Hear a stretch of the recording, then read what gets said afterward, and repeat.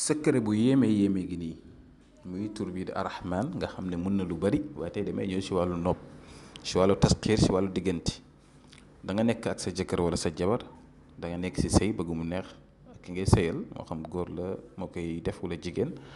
moo xam tam da ngay nekk ak nit bëgg a sëy am seen diggante nit ki jublu la bëgg la sa wax toujours waaw lay doon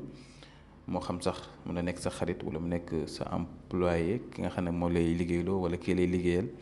wala ki nga xam ne yaa ngi bëgg daal jubluwaay am sa diggante ak moom mbëggeel ak tawféex waaye nag si farata mën nga ko def muy secret bu am solo yàgg naa ko liggéeyal ay nit di leen ko jox ñi may faral di jox ay liggéey dama leen ko faral di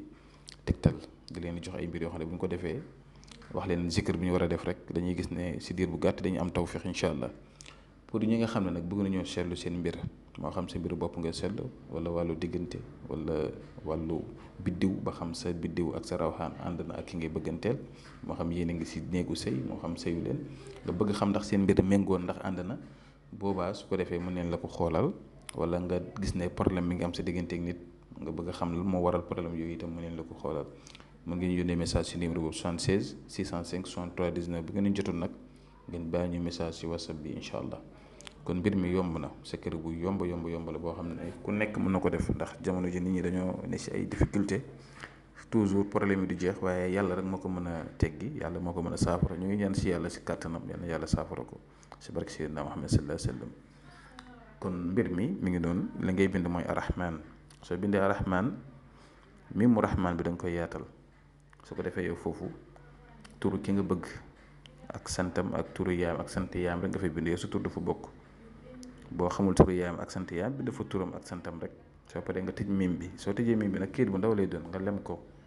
nga lëmasee ko ak wëñ bu weex boo koy lëmas nag da ngay ñaanale li nga bëgg sa diggante ak nit ki tudd sa tur tudd turam nga def ko sa poche su ko defee juróomi waxtu yi pour ñi nga xam ne dañuy julli ndaxte maa ngi dëggal nag ñëpp di julli jullit da ngay julli juróomi waxtu yi nag waxtu boo julli rek boo sëlmalee ba pare teel sa course nga jàng arrahman 111 fois wala 100 fois yaay xool su ko defee nga ñaan si diggante ak nit ki chaque jour nga koy def boo ko mënee def ba juróom-ñaari fan baax na waaw nekk na secret bu am solo ku ko def te teewlu si di ko def chaque waxtu boo jullee baax na lool ñi du julli nag moom xaw ma waaye daal xam naa ne daal secret bi moom noonu la ñëwee waaw te jullit da ngay war a julli jaamu yàlla ndax àddina bi dañ fiy jàll rek kon jaamul yàlla ëllëg boo demee fee nga bañ a perte bu nit ñi demee indi seen jaamu yàlla yow nga ñëw taxaw àddina bi loo fi nekkoon du dut solo simeeku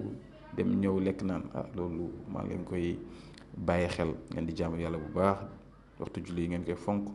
di def ndigal yi di bàyyi tere yi kon tey lii laa leen indiloon ñu ngi fi ba suba jàmm yàlla barkeel yàlla dafa ñu suñu sàkku tef ñëpp si zaari si baatin asalaamaaleykum wa rahmatullah wa barakatuhu